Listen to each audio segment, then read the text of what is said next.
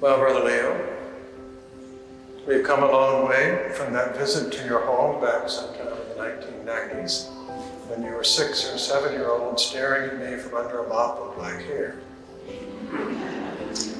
It's even a long way from your matriculation at Belmont Abbey College for your junior year, your talented performances with the Abbey Players, and your impressive presentation of a solid senior thesis, which, from what I know now, I suspect was thrown together somewhat haphazardly at the last minute, and perhaps all the more impressive for that.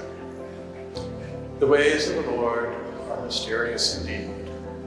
It will be helpful for you to keep that truth in mind now that you're binding yourself to stability until death in this community. I can assure you that the unfolding of your life will be somewhat different from what you think you imagine as you peer now into the future.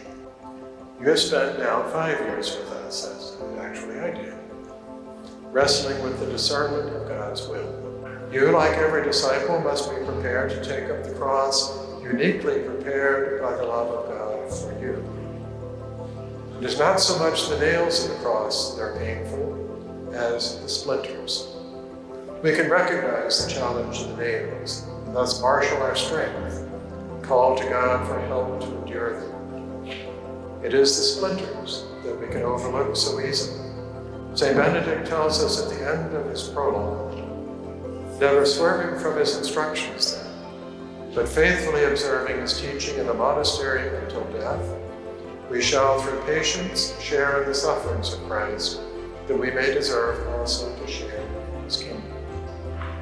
May our gracious God, in his goodness, bring this about.